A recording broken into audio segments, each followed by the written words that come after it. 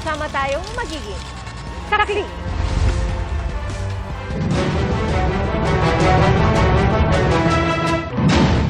Bago sa saksi, natagpo ang patay ang dalawang batang naiulat na nawawala sa sunog na sumiklab sa Santa Mesa, Maynila. Saksi, si Ian Cruz.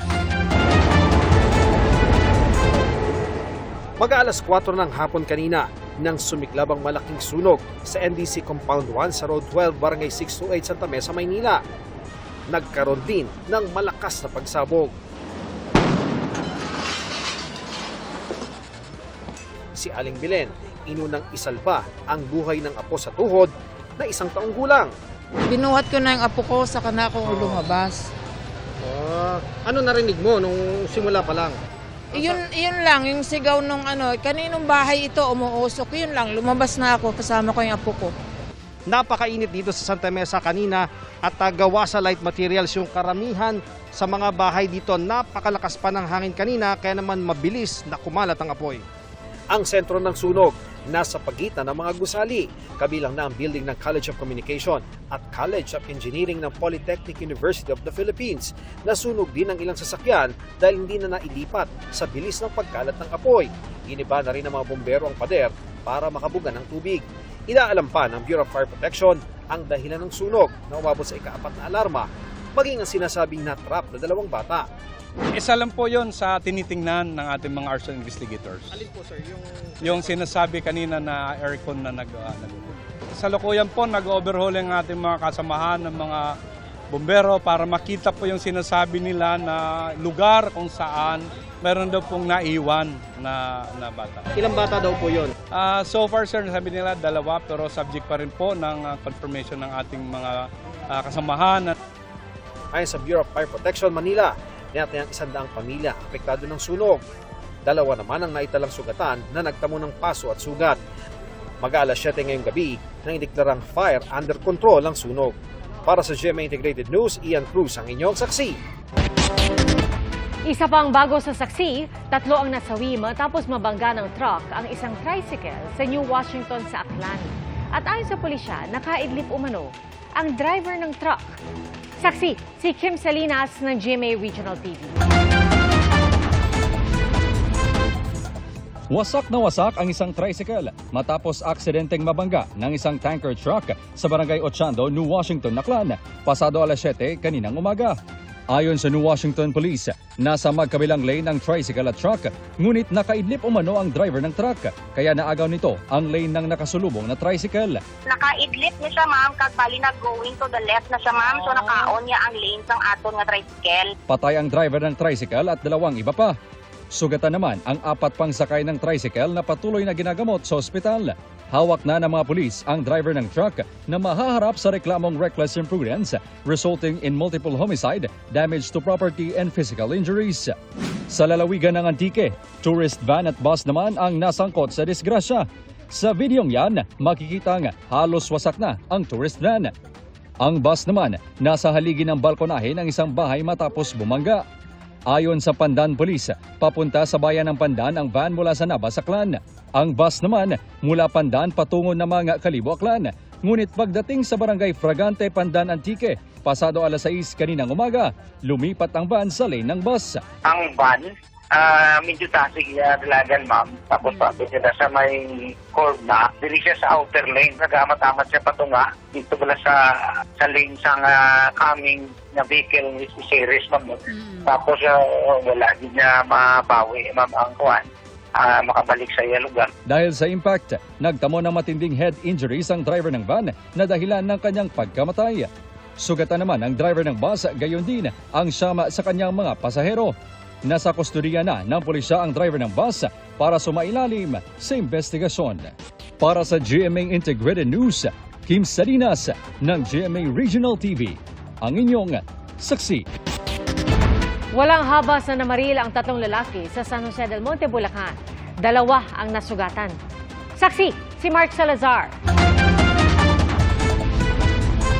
Pasado hating gabi nitong Sabado, hagip sa CCTV ang 3 lalaking tila may minamanmanan sa Eskinita sa Pabahay 2000, Barangay Muzon, San Jose del Monte, Bulacan.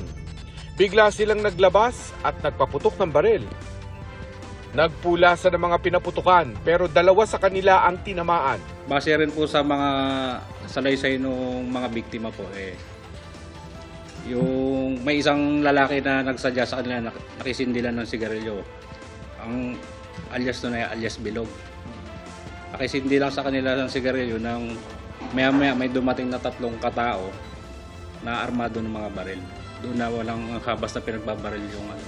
Kaya itong 2 biktima ay natamaan po sa iba't ibang parte ng katawan nila. Ito si alias Bilog na target daw ng mga suspect pero nakaligtas. Yung pong target ng mga suspect ay yung pong alias Bilog na nakisindi lang po sa mga biktima ng sigarilyo. Ano ang motibo nila kay Bilog? Parang may alitan po ata sa grupo ng mga suspect. Mas maganda pong si Bilog ang magsabi sa amin kasi mas kung gusto niya po magsampa rin ang kaso laban po sa mga 3 suspect, maaari po siyang magsadya rin sa aming impilan para po maliwanagan kung ano po ba ang motibo ng mamamaril laban sa kanya. Misteryo din ang investigasyon itong si Bilog dahil kagaya ng mga suspect, nagtatago na rin siya. Ano sabi ng anak niyo, kilala niyo ba yung si Bilog? Parang kasi lagi naman sila nagpa-basketball. Basketball kasi ang laro ng mga yan. Pagtapos sa mga trabaho nila. Usap-usapan lang po dun about sa drugs daw. Nagkalokohan daw po yung Bilog tsaka yung ng baril. Natukoy at nasampahan na ng reklamo ang 3 namaril na patuloy na tinutugis. Yung mga suspect po, hanggang sa ngayon hindi pa rin po matukoy kung saan po ang kanilang mga pinagtataguan. Kasi pinalo po ng tropa, hindi na po naabutan dun sa pinangyarihan po. Nakalabas na ng ospital ang 2 biktima ng pamamaril. Nahihirapan siya. Paano ang niya? Masarap siya, masakit. Masarap maglakad, tapos masakit yun dito. Papabalik na sa ospital ngayon yan. Tapos na po siya operahan. Na-operahan na po. Sabi 38 kalibre daw po yung nakuha na bala. Opo, sabi po. Patuloy ang investigasyon sa krimen. Para sa GMA Integrated News, ako, si Mark Salazar, ang inyong saksi. Bukas daw si Pangulong Bongbong Marcos na makipagkasundo sa mga Duterte at ipinauubaya rin daw niya sa Senado ang tungkol sa impeachment trial ni Vice President Sara Duterte. Saksi, si Ivan Mayrina. Really, I truly want a trial because I want a bloodbath talaga. Ang pahayag na ito ni Vice President Sara Duterte noong Sabado, kaugnay na napipindot niya impeachment trial. Binatikos si Party List Representative-elect Laila de Lima na isa sa magiging miyembro ng House Prosecution Panel. Anya, makokontempt ang defense team ni Duterte kapag sinubukan manggulo at magdrama sa paglilitis. Dapat siguro magkaroon ng panibagong kaisipan yung ating Vice President. Yung kanyang mindset, baguhin niya dapat yan. Because it is so unbecoming of a high official. Inalmahan din ito ng Malacanang. Medyo may pagkabayulente ang tugon ng ating Vice Presidente. Pero we hope that it is just a figure of speech and it should not be taken literally. Sinubukan namin kunin ang komento ng bise pero wala pa siyang tugon. Sa bagong panayam kay Pangulong Bongbong Marcos sa kanyang kauna-unahang podcast, tinanong siya kung masasabi ba niyang ayaw niya ng impeachment. Sagot niya rito, yung impeachment, nasa Senado na yan. Pabayaan natin sila, may proseso yan. Pabayaan natin ang proseso. Ako, basta ang nasa isip ko, tapos ng eleksyon, balik sa trabaho. Gawin na natin lahat. With the new lessons learned. Bukas din daw ang Pangulo na makipagkasundo sa mga Duterte. Oo. Ako, ayoko ng gulo. Gusto ko makasundo sa lahat ng tao. Mas maganda, marami na akong kaaway. Hindi ko kailangan ng kaaway. Kailangan ko kaibigan. Hanggat maaari, ako, ang habol ko ay yung stability, peaceful, para magawa namin yung trabaho namin. Kaya ako, laging akong bukas sa ganyan. I'm always open to any approach na, alika, magtulungan tayo. Diba? Kahit hindi tayo magkasundo sa polisiya, hindi tayo magkasundo. Gawin yung trabaho pero huwag na tayong nanggugulo. Wala pang tugon dito si Vice President Sara Duterte pero naiparating na raw ito sa kanya ayon sa Office of the Vice President. Sinagot din ng Pangulo ang sitwasyon ng droga at peace and order bagay na madalas ipaghambing sa Administrasyong Duterte. Ayon sa Pangulo, hindi maliit na pusher, kundi mga malalaking dealer ang hinahabol nila. Hindi rin daw siya pabor sa patayan pagdating sa kampanya kontra droga. At kahit ano pa man daw ang dato sa krimen, ipinag-utusan niya sa pulisya na paigtingin pa ang police visibility para mapanatag ang loob ng mga mamamayan. Siguro, dapat nga talaga maging mas mabagsik talaga. Dahil wala kailangan talagang maging mas efficient ang mas mabilis. I want to be respected but maybe fear is better. Aminado naman ng Pangulo na hindi nakuha ng kanyang mga kandidato sa alyansa ang resultang naisana nila nitong nagdaang eleksyon. Nagsawa na ang Pilipino sa politika. Sawan-sawa na sa politika. Disappointed ang tao sa serbisyo ng gobyerno. Hindi nila nararamdaman at masyadong mabagal ang galaw ng pagbubuo ng mga project na hindi pa nila maramdaman. Nang maupong Pangulo, masyado raw nilang pinagtuunan ng pansin ang mga malalaking proyektong pangmatagalan pero hindi agad ramdam ng tao. Tulad ng pangako niyang 20 pesos kada kilong bigas na inabot ng 3 taon bago na isa katuparan. Pagsiguro ng Pangulo, nakikinig ang Administrasyong Marcos sa hinaingat pangangailangan ng mga Pilipino at hinahanapan daw nila ng solusyon ang mga ito. Para sa GMA Integrated News, ako si Ivan Mayrina, ang inyong saksi. Patay ang isang miyembro ng Barangay Peacekeeping Action Team matapos pagbabarilin sa Sheriff Aguac, Maguindanao del Sur. Nasugatan naman ang isang lalaki sa Cebu nang paghahampasin siya sa ulo. Saksi, si Alan Domingo ng GMA Regional TV. Sa kuha ng CCTV sa Bilyaran sa Consolacion, Cebu, biglang tumakbo papasok ang isang lalaki. Sinundan siya ng 2 pang lalaki. At bigla siyang pinaghahampas ng mga ito ng maso. Agad umalis ang mga suspect. Duwa sila bilyard. Then, naay heated argument na itabo tungod sa bet money sa ilang duwa, no? Which result sa sang physical confrontation. Nagtamo ng matinding sugat sa ulo ang biktima. Isinailalim na siya sa operasyon. Patuloy na pinaghanap ng pulisya ang mga suspect. Kani si suspect, no, nakaikyas na siya. So, apan sa investigation nato, padong na siya Negros Oriental para maka-escape sa siyang arrest. Then kani si victim nato, kida siya sa hospital for immediate medical attention. Then ongoing yang operation karong adlaw. Pinuntahan ng GMA Regional TV Balitang Bisdak ang Bilyaran pero walang nagbigay ng pahayag sa harap ng kamera. Pero kwento ng mga naroon, nagkapikunan ang biktima at mga suspek habang naglalaro ng bilyar. Patuloy ang investigasyon ng pulisya sa insidente. Sa Sheriff Aguac, Maguindanao del Sur, patay sa tama ng bala ang isang miyembro ng Barangay Peacekeeping Action Team. Sugatan naman at ginagamot sa ospital ang 2 iba pa. Napag-alaman na bigla na lamang pinagbabaril ang mga biktima habang sakay sa rescue vehicle ng Sheriff Aguac LGU nang di pa kilalang armadong mga lalaki na sakay sa isang minivan sa barangay Mother Poblacion 2. Na-recover sa crime scene ang 66 na empty shells na di pa tukoy na baril na ginamit ng mga suspect. Patuloy ang hot pursuit operation ng pulisya laban sa mga suspect. Inaalam pa rin kung ano ang motibo sa pamamaril. Para sa GMA Integrated News, Alan Domingo ng GMA Regional TV, ang inyong saksi. Arestado sa Boracay ang huling nakasama umano ng negosyanteng si Anson Tan o Anson Ke bago siya patayin. At kasamang dinakip ang tumulong daw sa pagtatago ng suspect. Saksi, si Marisol Abduraman. Sa isang resort na ito sa Boracay sa Aklan nahuli si Gong Wen Lee alias Kelly Tan Lim noong Sabado. Ayon sa PNP, malaki ang papel na ginagampanan ni Kelly sa pagdukot at pagpatay sa Chinese businessman na si Anson Ke o Anson Tan at driver nitong si Armani Pabilio.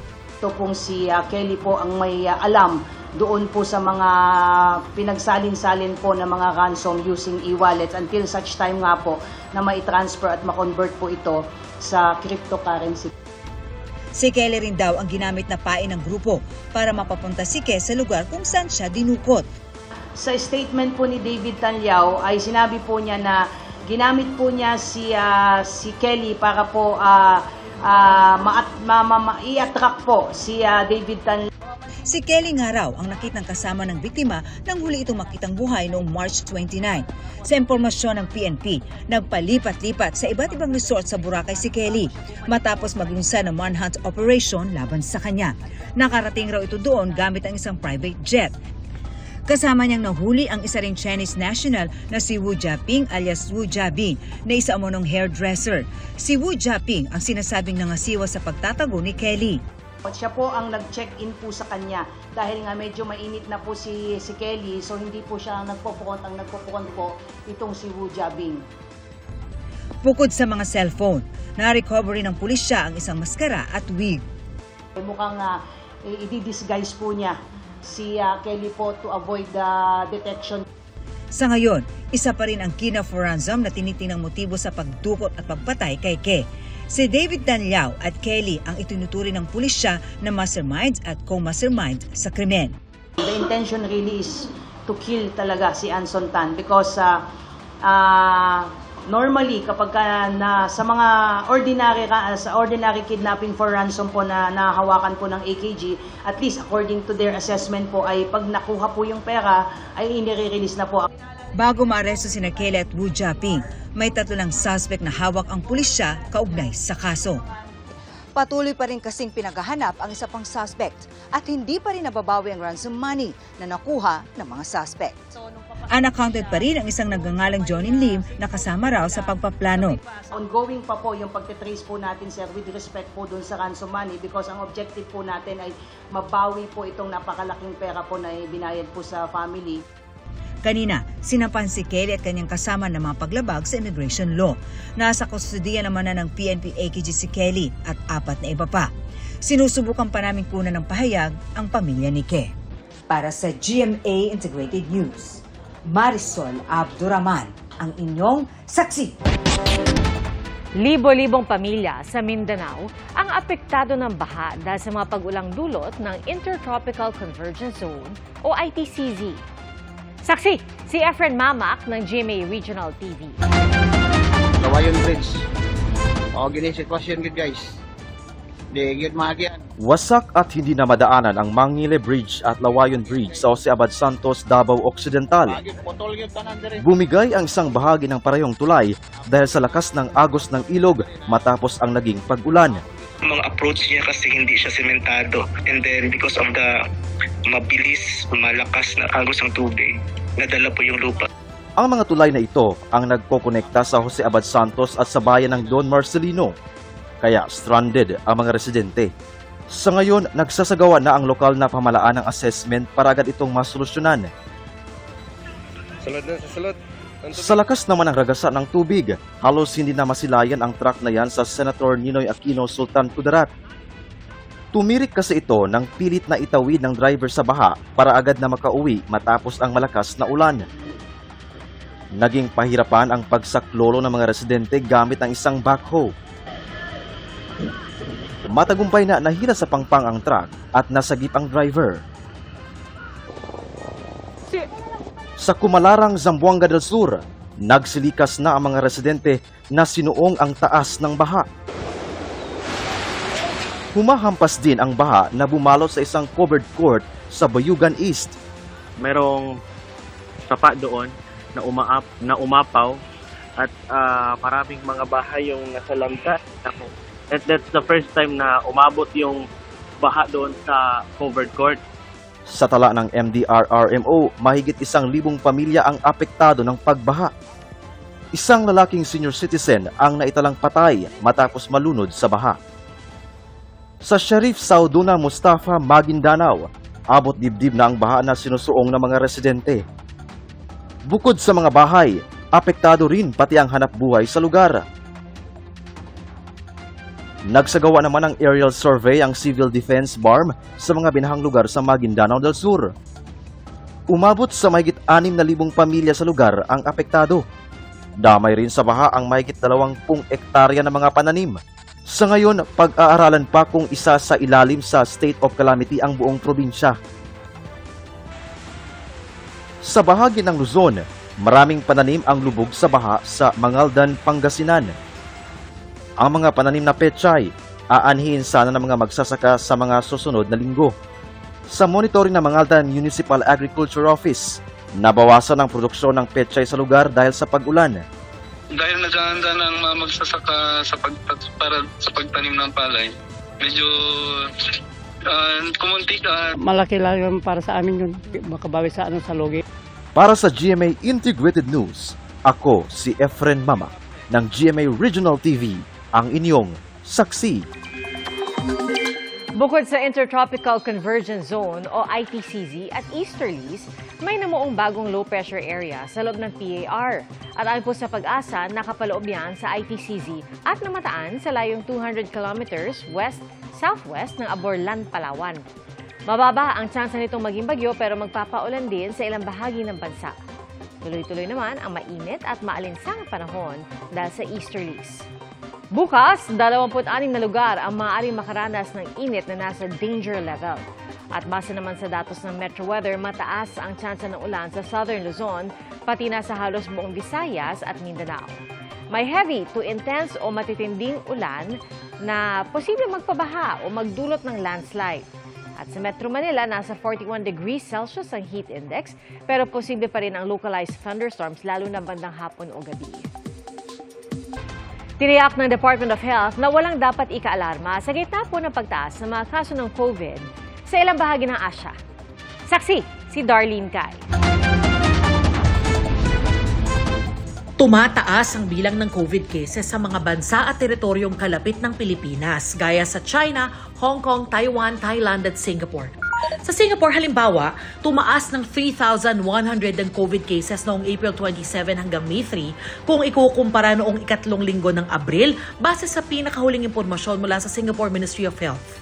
Kabaliktaran naman ang sitwasyon dito sa Pilipinas kung saan bumababa ang bilang ng nagkaka-COVID ayon sa DOH o Department of Health. Ang nai-report na COVID-19 cases mula Enero hanggang Mayo 3, 2025 ay nasa 1,774. Mas mababa po ito ng 87% kumpara noong nakaraang taon. Mula 71 kaso, bumaba rin po ang COVID-19 cases sa nakalipas na 3 hanggang 4 na linggo sa 65 kaso. Kaya ayon sa DOH, hindi raw dapat maalarma. Patuloy daw na minomonitor ng DOH ang COVID-19 trend sa mga kalapit na bansa at patuloy na nakikipag-ugnayan sa ASEAN. Wala pa rin daw problema sa bed capacity o bilang ng mga naa-admit ayon sa PHAPI o Private Hospitals Association of the Philippines. Unless talagang immunocompromised, ganyan, merong mga comorbidities, that's the only times na ina-advise namin, sige, magpa-admit kayo, we have to observe you. Pero usually, pagka mga flu-like symptoms, siyempre, ina-advise namin, bahay na lang kayo, mag-isolate muna kayo. Kaya, hindi rin daw matitiyak kung ilan talaga ang bilang ng COVID cases dahil hindi lahat natitest para rito. Kaya maganda raw sana kung may routine COVID testing sa Pilipinas. Para sa infectious disease expert na si Dr. Ron Jean Solante, hindi raw nakakagulat at nakababahala ang pagtaas ng COVID cases sa ibang bansa at kung sakaling umabot yan sa Pilipinas. These events are expected because COVID is still with us. No, it has not disappeared yet. So these are expected events, and we should not be panicked. We should not be alarmed. Hindi na nga raw tayo protektado laban sa pagkakahawa ng COVID mula sa mga bakunang nakuha natin dati. Now, if that was the last time that you received the booster 2023 and now it's 2025, definitely wala ka ng protection. I mean, you have been vaccinated 5 times or even 7 times, that will not protect you from getting the infection. Pero ibang usapan if you will be protected against the more severe form. Kasi meron ka pa rin antibody na natitira. Kaya kung kaya, maigi raw magpa-booster shot ng COVID vaccine ng mga kabilang sa vulnerable population o senior citizens at immunocompromised. Makatutulong din daw ang ibang bakuna gaya ng flu at pneumococcal vaccines. Hindi man dapat mabahala pero hindi rin daw dapat magpakampante, sabi ng DOH at infectious disease experts. Dapat daw natuto na tayo sa mga aral na iniwan ng pandemya gaya ng basic hygiene o palagi ang paghuhugas ng kamay, pag-isolate kapag nakaramdam ng anumang sintomas at pagsusuot ng face mask sa mga matataong lugar. Para sa GMA Integrated News, ako si Darlene Kai, ang inyong saksi. Pinanindigan ng Court of Appeals ang nauna nitong desisyong ipawalang bisa ang pagbibigay ng piyansa sa 6 na akusado sa pagkawala ng 6 na sabongero sa Manila Arena noong 2022. Kaugnay po ito ng desisyon ng CA noong Disyembre na nakitaan ng grave abuse of discretion ng hukom ng Manila RTC Branch 40 dahil sa pagbibigay ng piyansa sa 6 na akusado sa mga kasong kidnapping at serious illegal detention. Naghain ng mga akusado ng motion for reconsideration at sinabi nilang hindi naman daw malinaw na binabawi ang pagbibigay ng piyansa.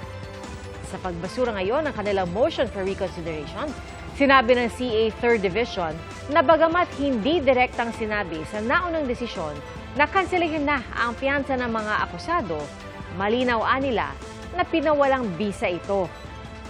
Binigyang diin ng CA na nang tingnan ng mga ebidensya sa kaso ng mga missing sabongero, nakita daw na may evident proof na ang mga akusado ang gumawa ng krimen. Bigo rin daw ang mga akusadong ipakita na may nakaligtaan o naisantabing ebidensya ang CA na kukumbinsi sa kanilang dapat baguhin o baligtarin ang naunang desisyon. Nais ni Senador Win Gatchalian na gawing 2 flavor na lang ang mabibiling vape sa merkado. Ito po ay para maiwasang maengganyo ang mga kabataan na gumamit ng vape dahil sa iba't iba nitong flavor. Saksi, si Mav Gonzalez. Chicken, waffle at durian. Ilan lang yan sa mahigit 15,000 flavor ng vape na pinapaalis ni Senador Win Gatchalian dahil nakakasama raw sa kalusugan, lalo na sa kabataan na pinaka-naeengganyo rito.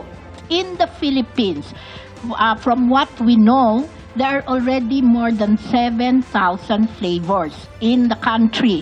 Therefore, all of these flavors are really enticing our young to start into the vaping addiction.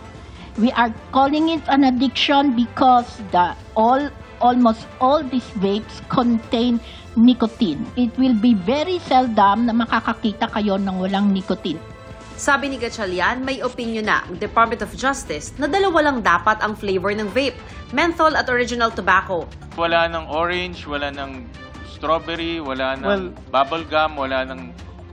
pero makikita natin, meron pa ngayon, no? We looked into the deliberations of the bicameral committee on this. And it's contrary to the DOJ opinion. Also, there's a Supreme Court decision stating that DOJ opinion is still an opinion and not controlling. Kung kalusugan ang prioridad ng gobyerno, dapat ipatupad ang 2 flavor sa vape. What we are trying to arrest right now is the increase of use of vape products among the young. We urge the DTI to comply with this DOJ opinion. We will revert, Mr. Chair, to the committee on the DTI position on the DOJ opinion. Dapat wala ng report, dapat comply na. Base sa pag-aaral ng Food and Nutrition Research Institute o FNRI, mula 3.2% noong 2018, sumipa na sa halos 40% ang adolescents na gumagamit ng vape noong 2023. Ang masama pa raw, maraming vape sa merkado ang illegal o smuggled. We don't know what is the contents. Hindi natin alam kung anong talagang laman niya. No? So in other words, at 40%, we don't know what they are smoking. Because of the unregulated use of these vape products. And then, of course, with the flavors, the different flavors that are being available in the market. And the very extensive marketing that they're doing. And then, so because of this, we're seeing a shift of the prevalence of smoking using vapes. Pahirapan pa umano ang paghuli sa mga illegal na vape dahil sa bahay-bahay na raw ito ibinibenta. Recently, the BIR seized 81,000 illicit vape products, unregistered, unpaid on taxes, in a night raid sa isang bahay being used as a warehouse. So ganun na ho kalala, kaya ho hirap din ho ang government agency, lalo na ho yung BIR na hindi naman traditionally nag-i-enforce. Kaya isa sa nakikitang solusyon ng ilang stakeholders para hindi na dumami pa ang gumagamit ng vape products, taasan ang buwis sa tobacco at vape. Pero giit ng Senate Committee on Ways and Means, our findings during the 3 hearings is that the solution to curb illicit trade will not come from reduction of taxes. That is our finding. It will come from strengthening our enforcement. Para sa GMA Integrated News, Mav Gonzalez ang inyong saksi. Bawal po munang dumaan ang mga sasakyang lagpas 3 tonelada ang bigat sa San Juanico Bridge na nag-uugnay sa Samar at Leyte. Base sa initial na assessment ng DPWH, may seryosong pinsala na ang ilang bahagi ng tulay na kinakailangan ng makumpuni o ma-retrofit. Hindi pa masabi kung gaano katagal aabutin ang pagkukumpuni sa buong tulay. Pero nakikipag-ugnayan na ang DPWH sa Philippine Ports Authority at LGU para isakay sa Roro ang malalaking sasakyang hindi makakadaan sa tulay. At may mga shuttle din daw na pwedeng maghatid sa mga pasaherong sakay ng mga bus.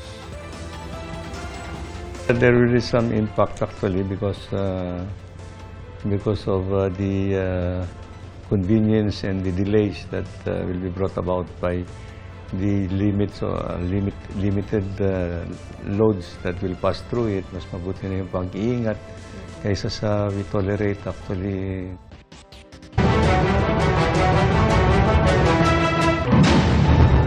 Bago po sa saksi, nagliyab ang isang truck sa gilid ng Andaya Highway sa Del Gallego, Camarines Sur ngayong gabi. Base sa report ng pulisya, patungo sana sa Maynila ang truck na magliyab ang ilalim na bahagi nito. Iniimbestigahan pa ang dahilan ng pagliyab. Agad namang rumesponde ang mga bumbero, ligtas ang driver at pahinante ng truck. Hinahatak ng bilanggong yan ang pintuan ng kanilang selda at tinulungan pa siya ng kapwa inmate. Maya-maya pa, nakuna ng isa pang CCTV ang mapangahas na pagtakas ng 10 inmate mula sa New Orleans Parish Justice Center sa Louisiana sa Amerika. Ayon sa sheriff, may asuntong murder ang ilan sa mga nakatakas na nanira rin ng palikuran at lababo para makaalis.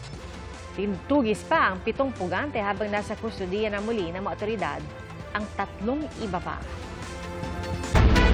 Isang pusang may bitbit palang illegal na droga ang nasagip ng matauhan ng isang piitan sa Costa Rica. Sabi ng penitentiary, pagkahuli sa pusa ay agad nilang ginupit ang telang nakabalot sa katawan nito.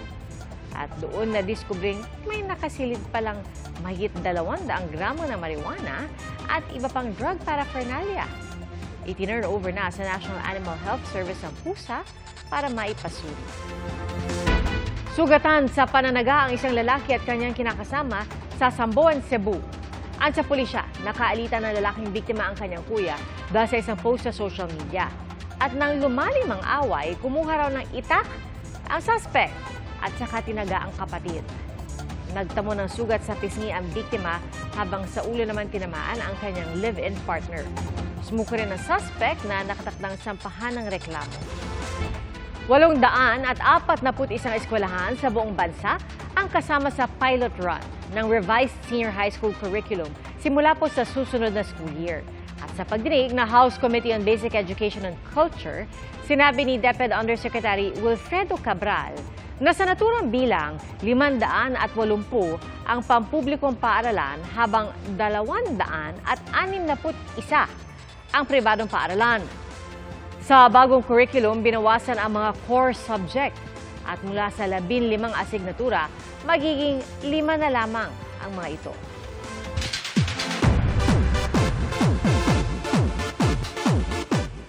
Hindi maitago ni Josh Ford ang kanyang ngiti nang mapag-usapan ng kapwa ex-housemate na si Kira Ballinger nang sumali siya kanina sa Fast Talk with Boy Abunda.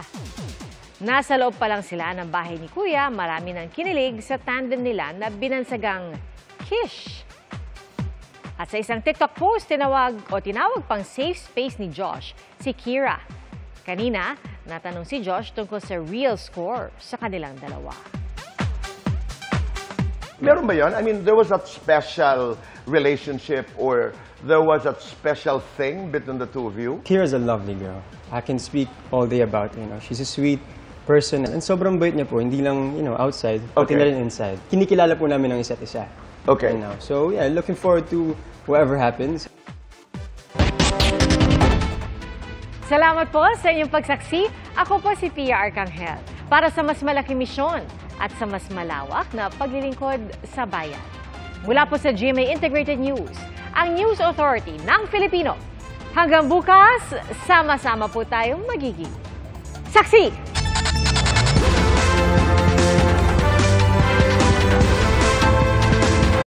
Mga kapuso, maging una sa saksi. Mag-subscribe sa GMA Integrated News sa YouTube para sa iba't ibang balita.